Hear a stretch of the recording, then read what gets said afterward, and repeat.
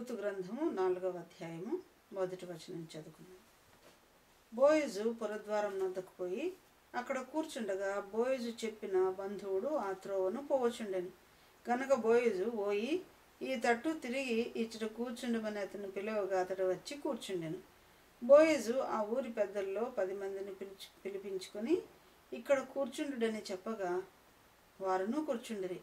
అతడు మోయాబు దేశం నుండి తిరిగి వచ్చిన నయోమి మన సహోదరుడైన ఎలీమెలకునకు కలిగిన భూభాగమును అమ్మివేయుచున్నది గనుక నీవు చెవులారా వినున్నట్లు నేను ఒక సంగతి తెలియజేయవలని ఉన్నాను.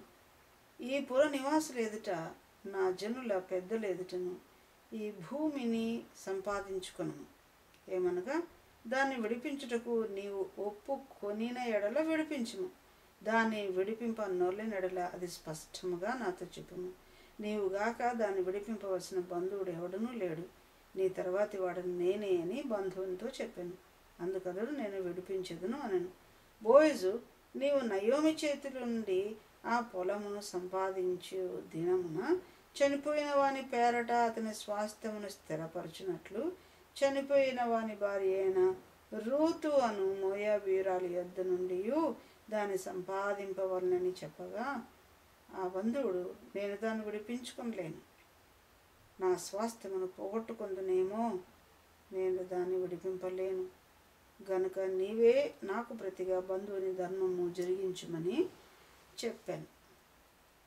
కనుక ఈ భాగంలో ఈ అధ్యాయంలో బోయజు రూతు యొక్క సమీప బంధువుని పిలిచి 10 మంది పెద్దల ఎదుట ఆయనకి ఈ విషయం తెలియజేస్తున్నాడు. ఏమని? రూతు యొక్క అత్త అయిన నయోమి ఏం చేస్తుందంట? 3వ వచనంలో మోయాబు దేశం నుండి తిరిగి వచ్చిన నయోమి మన సహోదరుడైన ఎలీమెలకును కలిగిన భూభాగం అమ్మివేస్తూ ఉంది. మరి ఆ భూభాగాన్ని నీవు విడిపించాలి, నువ్వు సంపాదించుకోవాలి అని ఆమె అమ్మేస్తుంది, నువ్వు దాన్ని సంపాదించుకోవాలని చెప్పాడు. అప్పుడు ఈయన ఏమన్నాడు? సరే, నేను సమీప బంధువుని కదా, నేను సంపాదించుకుంటాను, నేను దాన్ని కొనుక్కుంటాను అని అన్నాడు.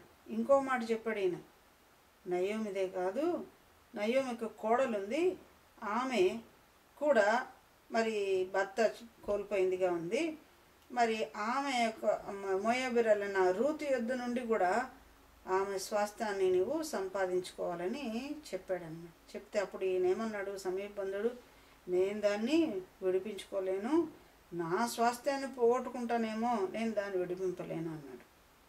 మనకు ఒకవేళ ఈయన సమీప బంధువుడు అయితే కావచ్చు, కానీ నయోమి యొక్క పొలమును నేను కొనుక్కుంటాను అన్నాడు. కానీ ఈ అమ్మాయిది అనగా రూతుది మాత్రం నేను కొనలేను, పైగా ఆమెను నేను పెళ్ళి చేసుకోలేను. ఇలాగ ఆమెను విడిపించే సమయంలో నా స్వాస్థ్యాన్ని నేను పోగొట్టుకుంటానేమో, నేనెందుకు నష్టపడాలి, నేనేమో ఆ పని చేయను అని అన్నాడు. ఈ సమయం పోగొట్టుకుంటాడు. ఇప్పుడు ఆమె పెళ్లి చేసుకోవచ్చు, నిజమే, అది ఆమె అమ్ముతా ఉంది, కొనుక్కోవాలంటున్నాడు కదా ఆయన. నేను కొనుక్కోవాలి అంటే నాకు ఈ 2 భూములు కొనాలంటే ఈయనకున్న భూమి అమ్ముకుంటేనే కదా వాళ్ళది కొనుక్కోవాలి. నా స్వాస్థ్యం పోగొట్టుకుంటానేమో, నేను నా సొంతంది, నేను దాన్ని విడిపించలేను అంటాడు. ఈయన బంధువుని ధర్మం జరిపించాలి కదా, ద్వితీయోపదేశకాండం 25లో ఉన్నట్టు ఆయన బంధువుని ధర్మం జరపాల, కానీ నేను జరపలేను అంటున్నాడు. అలాగే ఈ లోకంలో ఒంటరి వారమైన, పాపను బట్టి ఒంటరి వారమైన, దిక్కులేని మనల్ని, భర్త లేని వారంగా ఉన్న మనం కదా, ఇంతకుముందు నిర్దేవులము, మరి సున్నతి లేని వారు, ఎన్నెన్నో లేవు మనకి. ఆ తర్వాత వాగ్దాన నిబంధనలు లేనివారు, ఒక దేశం లేనివారు, యోగ్యత లేనివారు, ఇట్లాంటి వారమైన మనల్ని విడిపించే విషయంలో పరలోకపు ప్రభువు ఈ లోకంలోకి మనకు సమీప బంధువునిగా ఆయన వచ్చాడు. ఈ సమీప బంధువులాగా నాది పోతుందేమో, నాకు నష్టం వస్తుందేమో, నేను విడిపించలేమని ఆయన కూడా అని ఉంటే, నా దేహాన్ని నన్ను నష్టపరచుకోవాలి, నేను ఒంటరివాడిని అయిపోవాలి, నేను శాపగ్రస్తుని అయిపోవాలి, నేను శిలువ భారం భరించాలి, ఎంత కష్టమని దేవుడు కనుక ఆనాడు మన విషయంలో కూడా ఆ మాట అని ఉంటే మనకు నేటికి రక్షణ ఉండేదే కాదు. ఈయనది నష్టపోవడం ఆయనకి ఇష్టం లేదు, ఈ సమీపం. కానీ యేసుప్రభు మన కొరకు తను నష్టపరుచుకున్నాడు, వ్యయపరుచుకున్నాడు, కాలిపోయాడు, శాపగ్రస్తుడైపోయాడు, ఒంటరిదైపోయాడు, తండ్రి చేత విడవబడినాడు, నలుగొట్టబడ్డానికి ఇష్టపడినాడు. అన్నీ నష్టమే. బలం నష్టపరుచుకున్నాడు, అందం నష్టపరుచుకున్నాడు, చెక్కుముక్కి రాతి వల్ల ముఖాన్ని చేసుకున్నాడంట. చెక్కుముక్కి రాయి ఎట్లా రఫ్గా అయిపోతుందో తన అందమైన ముఖాన్ని స్వరూపం లేకుండా, సొగసు లేకుండా చేసుకోవడానికి ఇష్టపడినాడు ఆయన. కొట్టువారికి వీపు అప్పగించాడంట, వెంట్రుకలు పెరిగిపోయే వారికి చెంపలను అప్పగించాడంట.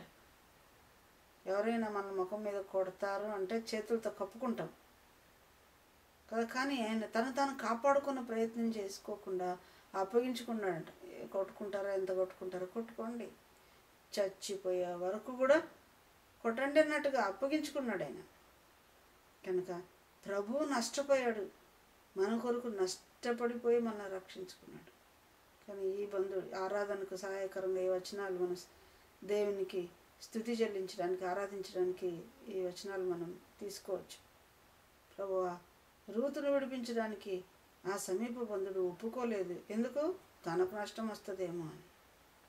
కానీ నీవైతే నష్టపోవడానికి ఇష్టపడినావు నాయనా, కాలిపోవడానికి ఇష్టపడినావు. ప్రభువా నీకు స్తోత్రం.